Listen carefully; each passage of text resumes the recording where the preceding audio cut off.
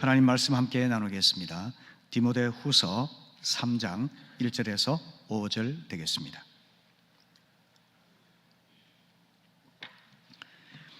너는 이것을 알라. 말세에 고통하는 때가 이르러 사람들이 자기를 사랑하며 돈을 사랑하며 자랑하며 교만하며 비방하며 부모를 거역하며 감사하지 아니하며 거룩하지 아니하며 무정하며 원통함을 풀지 아니하며 모함하며 절제하지 못하며 사나우며 선한 것을 좋아하지 아니하며 배신하며 조급하며 자만하며 쾌락을 사랑하기를 하나님 사랑하는 것보다 더하며. 함께 읽겠습니다. 경건의 모양은 있으나 경건의 능력은 부인하니 이 같은 자들에게서 내가 돌아서라. 아멘. 아멘. 올해 우리는 그 중에 제일은 사랑이라 하는 목회의 표에 따라서 사랑을 주제로 해서 주일 말씀에 가능한 말씀을 전해 왔습니다. 이제 오늘은 그 사랑이 왜곡되는 말세의 현상에 대해서 생각해 보려고 합니다. 말세에는 기근과 지진과 전쟁이 점점 더해질 것이라고 주님께서 경고하셨습니다. 그리고 적그리스도라고 하는 이단 사이비가 발호하고 멸망에 가증한 것이 거룩한 곳에 서게 될 것이다, 이렇게 경고하셨습니다. 그리고 다니엘은 사람들 간의 소통이 빨라지고 지식이 폭발하는 정보혁명이 일어날 것이라고 예언해 주고 있습니다. 그와 달리 오늘 본문에 보게 되면은 말세에는 고통하는 때가 될 것이라 이렇게 말씀하고 있습니다. 말세가 얼마나 힘들고 불안한 때인 것인지를 알려주는 것이죠. 오늘 우리는 과학기술이 최고도로 발달해서 풍요로운 물질과 정보사회의 혜택을 누리고 있습니다. 하지만 사람들은 여전히 전쟁과 또 물질 문명의 발달에 대한 반대급부로 지구온난화의 고통을 겪고 있습니다. 전혀 예상하지 못했던 코로나 팬데믹이라든지 그리고 삶의 양극화, 인간 소외, 이런 현상 등으로 고통받고 있습니다.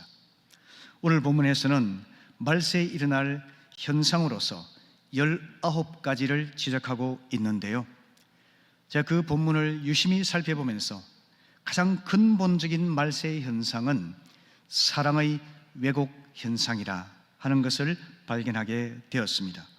오늘 2절을 보시게 되면은 사람들은 자기를 사랑하며 돈을 사랑하게 되리라 말씀하고 있습니다. 4절에서는 쾌락 사랑하기를 하나님 사랑하는 것보다 더할 것이다, 이렇게 말씀하고 있죠. 그러니까 자기를 사랑하는 왜곡된 사랑에서부터 물질을 사랑하고 쾌락을 사랑하는 무절제한 행동으로까지 이어진다는 것입니다. 우리 하나님께서 무엇을 가르치셨습니까? 물질을 사랑하지 말고 사용하라고 가르치셨죠. 물질을 선한 일을 위해 사용하라고 하셨지만 말세의 사람들은 그것을 거꾸로 돌려서 물질은 사랑하고 악한 일에 물질을 악용하며 사람들을 남용하는 그러한 행동을 일삼죠. 쾌락은 하나님의 창조 질서 안에서 사용하게 되면 행복감과 만족감을 주는 것이지요. 하지만 말세의 사람들은 쾌락을 남용해서 죄의 도구로 전락시키고자 하지요. 더 자극적인 것을 추구하며 쾌락을 끝까지 구합니다. 그래서 정상적인 부부의 관계를 떠나서 원조교제라든지 묻지마 관광과 같은 웃지도 못할 일들이 벌어집니다. 변태성욕자가 일어납니다.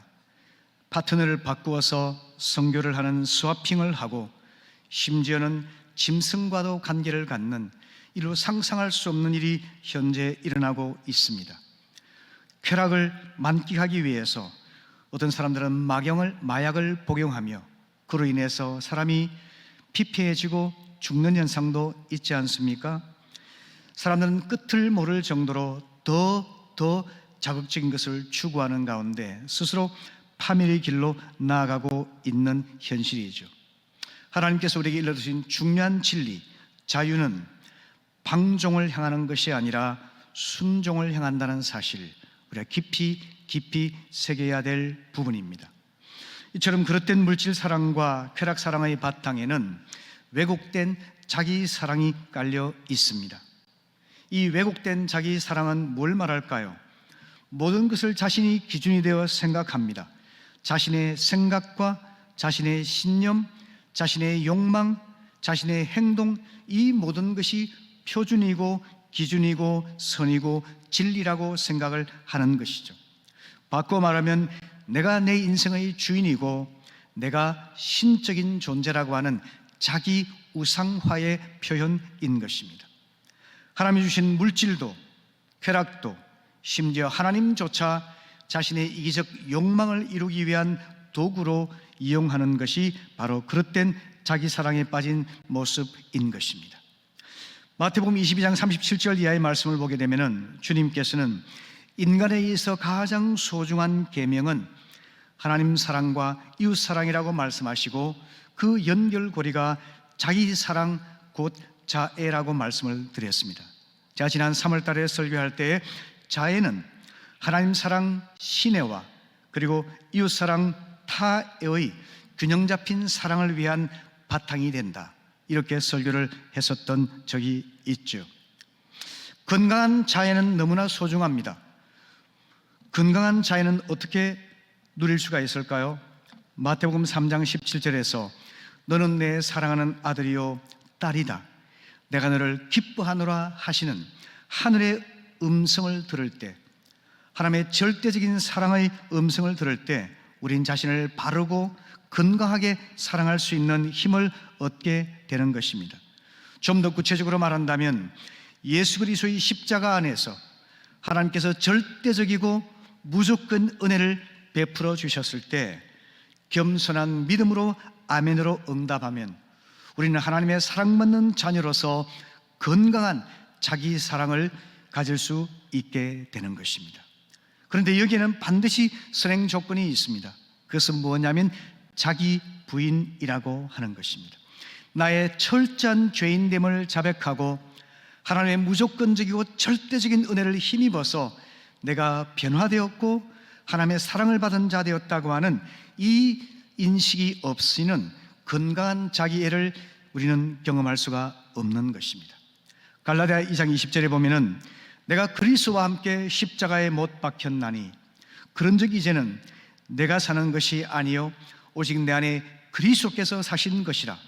이제 내가 육체 가운데 사는 것은 나를 사랑하사 나를 위하여 자기 자신을 버리신 하나님의 아들을 믿는 믿음 안에서 사는 것이라, 이렇게 고백하고 있지 않습니까? 내가 그리스도와 함께 십자가에 죽었고 십자가에서 부활하신 주님과 함께 부활의 새 생명으로 살아간다는 이 분명한 인식과 고백이 있을 때에 우린 자신을 하나님 마음으로 사랑하는 자애를 실천할 수 있게 되는 것입니다. 그런데 여러분, 오늘 본문에서 나오는 자기 사랑은 그런 건강하고 올바른 자기애가 아닙니다. 그것은 병적인 자기애입니다. 병적인 자기애는 십자가가 없는 자기 긍정의 심리학입니다. 세속적인 인본주의인 것이죠. 그래서 이것이 바로 자아숭배라는 자기 우상화의 모습으로 절정으로 나타나게 되는 것입니다. 제가 계속해서 말씀드렸던 것처럼 자아우상화는 자아중심적인 태도를 말합니다. 그리고 이 자아중심적인 태도에서부터 이기주의가 되어 나오는 것입니다. 물질 숭배는 돈이 최고이고 돈으로 무엇이든 할 수 있다고 생각하고 돈 벌고 돈 쓰는 데 마음을 빼앗겨버린 그런 비참한 삶을 말하는 것이죠. 그리고 욕망 추구는 그 돈을 가지고서 욕망을 소비합니다. 그 과정 속에서 성적인 부패가 일어나고 성적인 부패의 완결점이 바로 동성애라는 사실을 성경은 지적해주고 있는 것입니다. 오늘 성경은 자아숭배라고 하는 병적인 자기애에서부터 돈을 사랑하고 쾌락을 사랑으로 치닫는 말세 현상이 나타난다고 경고해주고 있습니다. 이 위험하고 고통스러운 말세에 자신을 지키고 하나님의 뜻 가운데 살아가기 위해서 우리는 성과 가정과 혼인에 대한 하나님의 가르침으로부터 다시 한번 자신을 반성해 볼 수 있어야만 하겠습니다. 그래서 성과 가정에 대한 성경의 가르침이 무엇인지 다시 한번 상기해 보실까요? 창세기 1장 27절 말씀 같이 읽어보겠습니다. 시작. 하나님이 자기 형상 곧 하나님의 형상대로 사람을 창조하시되 남자와 여자를 창조하시고. 하나님께서는 남성과 여성을 각각 개별적으로 만드셨습니다. 종속적이고 억압적인 존재가 아니라 동등한 존재로 만드셨습니다. 이 구별은 차별이 아닙니다. 독특성을 말하고 있는 것입니다. 고유성을 말하고 있는 겁니다. 그리고 창세기 2장 18절 이하의 말씀에서는 하나님께서 남성과 여성을 각각 창조하신 이유를 설명해 주고 있는데요, 혼인을 통해 서로 돕는 배필이 되어서 서로 보완해 주고 서로의 온전한 사람이 되도록 돕기 위해서 남성과 여성을 부부로 연결하여 주셨다, 이렇게 말씀해 주고 있습니다. 우리 이 말씀을 통해 볼 때 혼인은 한 남성과 한 여성이 인격적인 결합을 통해서 한 몸을 이루는 것이라 하는 것을 분명히 깨닫게 됩니다. 이 말씀에 따라서 성은 누구에게 허락된 것인가요? 정식으로 혼인한 부부에게 배타적으로 허용된 것입니다. 이 말씀은 정식으로 한 남성과 여성이 결단을 하고 그의 가족이 동의를 하고 사회가 후원을 하고 법적으로 공인을 해주는 것, 그게 바로 정식이란 뜻입니다. 그렇게 정식으로 혼인한 부부에게 성이 허락되었다고 하는 겁니다. 배타적이란 말은 그 누구도 그 사이에 끼어들 수가 없고 허용해서도 안 된다는 뜻입니다. 정식으로 혼인한 부부 이외의 관계에서 혼전이든 혼후든 혹은 우리가 서로 사랑하는 관계라고 하는 이유로 성을 행할 때 그것은 하나님 앞에서 죄라는 것을 성경은 분명히 말씀해 주고 있습니다. 그 밖의 성은 아름답고 거룩한 것이 아니라는 겁니다. 하나님께서는 부부의 성이 성적인 교감을 통해서 사랑이 더 깊어지고 하나님의 깊으신 사랑을 깨닫게 되고 그 결실로서 귀한 믿음의 자녀를 생산하고 양육해서 하나님 나라를 위해 파송하는 이 거룩한 사명을 감당하도록 혼인을 허락하셨고 가정을 허락해 주셨다고 하는 것입니다. 하지만 오늘날 사랑의 왜곡 현상이 얼마나 심각한 상황인가요? 사랑 없는 정욕을 발산하는 대상으로 사람을 대하지 않습니까? 혼전, 혼외의 성적 일탈이 너무나 자연스러운 현상이 되고 말았습니다. 이로 인해서 간음과 성매매가 난무하고 심지어 동성애까지 자연스러운 결론에 이르게 되었습니다. 하나님의 거룩한 형상으로 창조된 인간이 성과 혼인과 가정의 질서 안에서 주님 주신 행복을 누리지 못하고 짐승의 수준으로 전락해가고 있는 것이 오늘의 현실이라는 것입니다. 무분별하게 성적인 욕망을 분출한 결과 가정이 파괴됩니다. 인격이 파탄납니다. 성병이나 에이즈와 같은 감염이 뒤따라옵니다. 이런 혼란과 무질서 속에서 피눈물 흘리며 후회해 보아도 돌이킬 수 없는 파멸이 우리 앞에 기다리고 있는 것입니다. 이런 위험한 말세의 때 우리는 좀 고지식해 보이고 시대에 뒤떨어져 보이지만 성과 가정에 대한 하나님의 가르침으로 돌아와야지만이 우리가 살고 교회의 사명을 감당할 수 있는 줄로 믿습니다. 우리의 가정이 하나님 안에서 사랑을 누리는 가운데 하나님 나라의 청지기를 생산하고 양육하고 파송하는 거룩한 사명을 감당할 수 있는 복된 가정이 될 수 있기를 바랍니다. 그런 다짐을 새롭게 하면서 왜곡된 사랑은 무분별한 정욕의 발산으로 나타나고 그 절정이 동성애와 동성결혼으로 나타난다는 사실을 꼭 기억하시면서 그에 대한 성경의 가르침을 생각해 보려고 합니다. 성경에서 동성애에 대해서 구체적으로 언급하고 있는 첫 번째 구절이 창세기 19장 4절부터 5절까지 나와 있습니다. 우리 같이 읽어보겠습니다. 시작.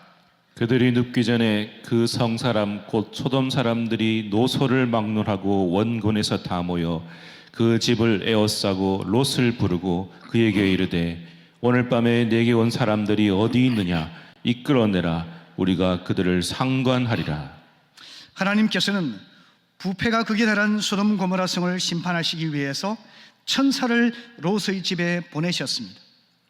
고대 중동에서는 나그네 방문하면 최선을 다해서 환대하는 것이 그들의 문화요 관습이었습니다.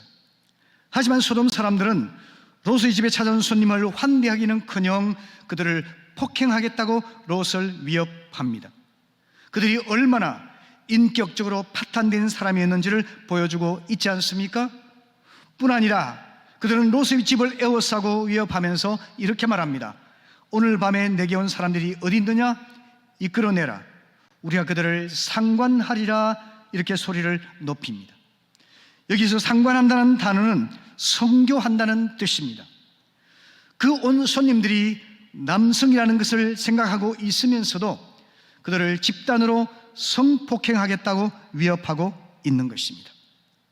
그들의 위협에 대해서 롯은 이렇게 답을 하죠. 창세기 19장 7절에서 내 형제들아 이런 악을 행하지 말라 이렇게 말이죠. 하나님께서는 롯의 입을 통해서 인류 역사의 초기부터 동성끼리 곧 남자가 남자를 여자가 여자를 함께 성적인 행위를 하는 동성애를 용납할 수 없는 무서운 죄악이라고 경고하고 계신 것입니다. 동성애는 하나님의 창조 질서를 정면으로 위반하는 죄입니다. 원래 동성애의 근원은 풍요와 다산을 기원하는 다신교적인 우상 숭배의 관습에서 나왔습니다. 그리고 그것을 매개로 해서 타락한 인간의 성적인 일탈로 나타난 것이 바로 동성애입니다. 그래서 하나님께서는 동성애를 엄격하게 금지하셨는데요. 레위기 20장 10절을 보시게 되면 이렇게 말씀하고 있죠. 누구든지 여인과 동침하면 하듯 남자와 동침하면 둘 다 가증한 일을 행함인즉 반드시 죽일지니 자기의 피가 자기에게로 돌아가리라 이렇게 경고하십니다. 가증하다는 말은 역겨워서 견딜 수 없다 이런 뜻을 가지고 있죠.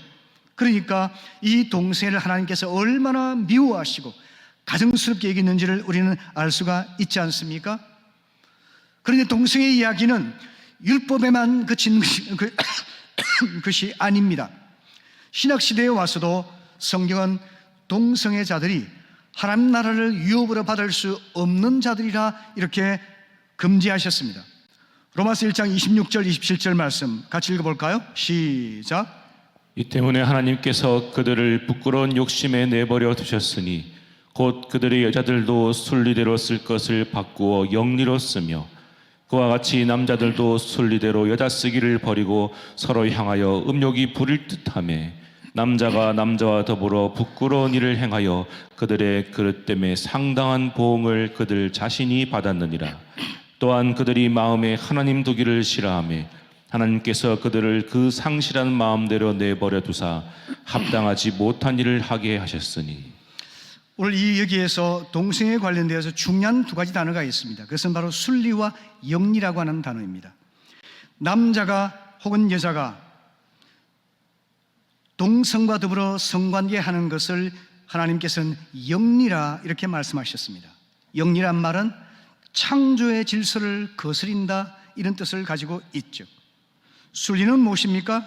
한 남성과 한 여성이 혼인하여 하나님의 뜻 안에서 복된 가정을 이루어 사랑의 경험을 나누며 하나님의 풍성한 복을 누리는 것이 바로 순리인 것이죠. 이것은 참으로 아름답고 거룩한 것입니다. 하지만 순리를 벗어난 동성애는 영리로서 몹시도 부끄러운 것이다 이렇게 성경은 말씀하고 있습니다. 하나님 보시기에 수치스럽고 보기에 흉한 일이라고 하는 겁니다. 이것은 동성애자들도 스스로 많이 느끼고 있습니다. 동성애를 행한 후에는 수치심과 죄책감으로 괴로워하고 그것을 잊기 위해서 약물과 마약과 온갖 부도덕한 행위로 빠져들어가는 것을 우리는 알고 있죠. 여러분, 동성애는 영리라고 하나님께서 선언하십니다. 하나님의 창조 질서와 하나님의 형상으로 만들어진 인간의 본성에 역행하는 행위라고 말씀하고 있습니다. 그리고 결론적으로 성경은 말하기를 그 동성애는 영리로서 하나님을 마음에 두기 싫어하는 곧 자기의 욕망대로 살아가고자 하는 자아숭배의 결론이라고 경고하고 있는 것입니다. 이것이 얼마나 심각한 죄인지 하나님께서는 이렇게 말씀하십니다. 로마서 1장 32절에서 그들이 이 같은 일을 행하는 자는 사형에 해당된다고 하나님께서 정하심을 알고도 자기들만 행할 뿐 아니라 또한 그런 일을 행하는 자들을 옳다고 하느니라 말씀하시죠. 무슨 말입니까? 동성애는 사형에 해당될 만큼 하나님께서 아주 엄격히 금한 죄인 것을 알면서도 자신의 동성애 행위를 합리화할 뿐만 아니라 이것을 선전한다는 것이죠. 여러분, 오늘날 보십시오. 동성애자들이 하는 퀴어 축제와 같은 그런 것들이 바로 이런 행위에 해당되고 있는 것입니다. 고전 6장 9절 10절의 말씀에서는 분명히 경고합니다. 불의한 자가 하나님 나라를 유업으로 받지 못할 줄을 알지 못하느냐. 미혹을 받지 말라. 음행하는 자나 우상 숭배하는 자나 간음하는 자나 탐색하는 자나 남색하는 자나. 이 남색이 바로 동성애를 뜻하고 있죠. 도적이나 탐욕을 부리는 자나 술 취하는 자나 모욕하는 자나 속여 빼앗는 자들은 하나님 나라를 유업으로 받지 못하리라 이렇게 말씀하고 있지 않습니까? 모든 불의한 자들, 특별히 동성애자는 하나님의 유업을 누릴 수 없을 뿐만 아니라 천국에 들어갈 수 없는 불신앙자라고 정의를 하고 있지 않습니까? 우리가 참으로 자신의 죄를 회개하고 하나님 자녀로서 변화되었다 할지라도 자기 본의로 고집하고 부패한 정욕에 따라 살아간다면 하나님 나라의 풍성한 삶을 누릴 수 없다고 경고해주고 있습니다. 여러분, 다시 한번 말씀드리지만 동성애는 자신이 자기 인생의 주인이 되어 살아가려고 하는 자아숭배라는 우상숭배입니다. 그에 대해 하나님은 준엄한 심판을 내리면서 그들은 하나님 나라를 유업으로 받을 수가 없다라고 금지하고 있습니다. 여러분, 안타깝게도 동성애에서 시작된 악의 흐름은 점점 도미노 현상을 불러일으키고 있습니다. 그와 연관된 대표적인 것이 차별금지법이죠. 차별금지법은 성별, 정체성 차별 금지를 하는 조항이 들어 있습니다. 예를 들어 스스로를 여성으로 인식하는 남성이 여성 화장실에 들어가거나 여성 탈의실에 들어갈 때 그것을 막지 못하도록 허용하는 조항이 있죠. 이렇게 해서 역으로 여성들의 프라이버시와 여성들의 권리가 안전권이 침해될 소지가 얼마든지 있고 성범죄에 악용되기도 하는 사례가 있죠. 최근에도 나왔습니다마는 체육교에서도 이런 일이 발생했었죠. 생물학적으로 남성인 사람이 자신을 여성이라고 선언하면서 여성 스포츠 경기에 출전을 했습니다. 그럼 남성과 여성은 근본적으로 체력 차이가 크지 않습니까? 거기에서 우승을 했습니다. 그렇게 해서 다른 여성들이 불이익을 당하는 이런 사례가 현재 일어나고 있는 실정이죠. 비합리적이고 비윤리적입니다. 교육제도에서도 심각한 폐해가 일어납니다. 동성애 폐해에 대한 교육을 학교에서 시킬 수가 없습니다. 오히려 동성애를 옹호하고 조장하는 교육을 실시할 수 있도록 이제 교육제도가 만들어지고 있죠. 더 나아가서 동성결혼 합법화 운동이 전 세계적으로 퍼져나가고 있습니다. 유럽에서는 2001년도에 네덜란드에서 합법화가 이루어졌습니다. 2006년도에 아프리카에서 남아공에서 합법화 이루어졌습니다. 미국에서 2015년도에 대법원 판결이 났습니다. 아시아에서는 19년도에 대만에서 합법화가 이루어졌습니다. 우리나라는 어떨까요? 아직 이루어지진 않았지만 올해 7월에 대법원에서는 동성 부부가 의료보험 혜택을 받을 수 있도록 법적 권리를 인정했습니다. 합법화가 이루어지지 않았지만 이제 의료 혜택을 받을 수 있도록 대법원 판례가 나왔다는 거죠. 최근에 독일 법원의 결정을 보니까요, 너무나 놀라웠습니다. 이제는 법원의 결정을 기다릴 필요도 없이 내가 남자라고 선언만 하면 남자가 되고 여자라고 선언하면 여자가 되고 남자였다가 여자로 바꿔도 그대로 그것이 인정되는 실태까지 오게 되었습니다. 동성애와 동성결혼은 전 세계적인 추세가 되고 있는 현실입니다. 여러분 상상해 보십시오. 그 결과는 어떠할까요? 분명히 가정이 파괴될 것입니다. 인간성이 피폐화될 것입니다. 그리고 창조 질서에 기초한 하나님의 교회는 무너지고 말 것입니다. 저는 이 말씀을 생각하면서 멸망의 가정한 것이 거룩한 곳에 선 것을 보거든, 이런 주님의 그 예언의 말씀이 과연 이 문제를 지적한 것인가 하는 새로운 시각을 요즘 저는 느끼고 있습니다. 이런 상황에서 교회는 어떤 대응을 하고 있을까요? 미국에서는 동성애를 용인하고 동성결혼 합법화를 이제 받아들이면서 교회마저 이런 흐름에 휩쓸려 가고 있습니다. 미국의 장로교와 감리교는 이제 혼인을 한 남성과 한 여성의 결합이 아니라 두 사람의 결합이라고 수정을 했습니다. 최근에는 짐승과 결혼한 사람도 있었죠. 그렇다면 또 그 부분도 수정하겠죠. 동성결혼을 인정할 뿐만 아니라 동성애자를 목사로 세우는 길을 열어서 실제로 동성애자 목사가 활동하고 있습니다. 여러분 이 영상을 잠깐 한번 보시면 한번 알 수 있을 겁니다. Remember this portion of the story of God as it is written in the book we love, 2 Corinthians chapter 8, verses 7 through 15 from the Inclusive Bible Translation. That just as you are rich in every respect in faith, this is the word of God for the entire world. Thanks be to God.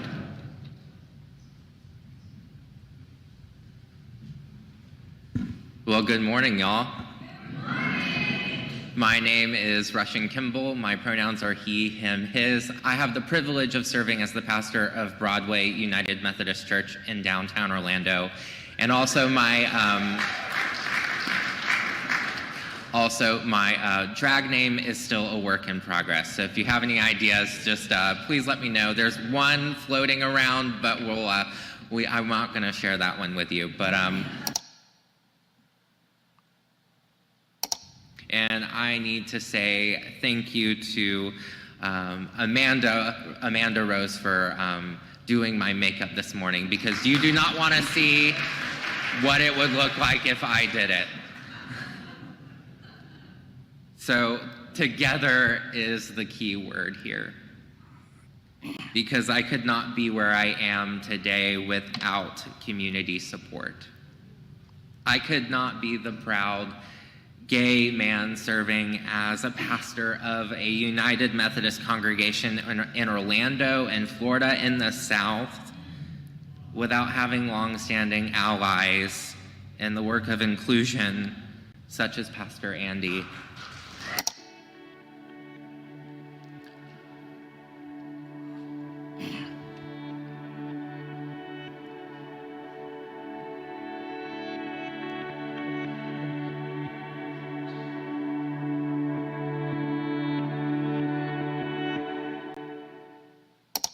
This is no masquerade. This is me. A man who loves to preach about Jesus, is openly gay, and has a side he's never shared before. Until today.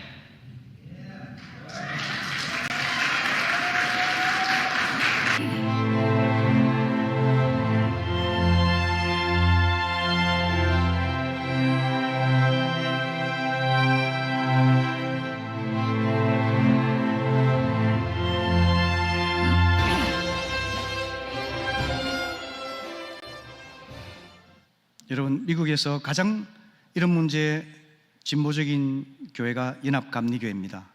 우리 나라의 최초의 선교사인 언더우드를 파송했던 그 교단이죠. 미국의 장로교도 마찬가지입니다. 이런 현실 속에 우리가 지금 직면해 있습니다. 이런 가운데서 여러분, 4차 로잔 회의에서 했던 유명한 고백이 있습니다. 핍박은 결코 교회를 죽이지 못하겠지만 타협된 복음은 교회를 서서히 죽이고 말 것이다. 그와 같이 해서 교회가 쇠퇴하고 교회는 무기력해지고 마침내 죽고 말 것입니다. 이런 가운데 하나님께서 우리에게 원하시는 것이 뭘까요?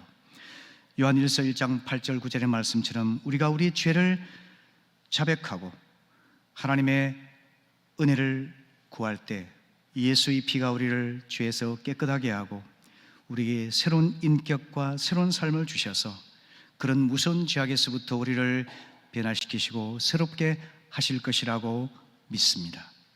온 교회는 이것이 하나의 그저 취향이나 문화나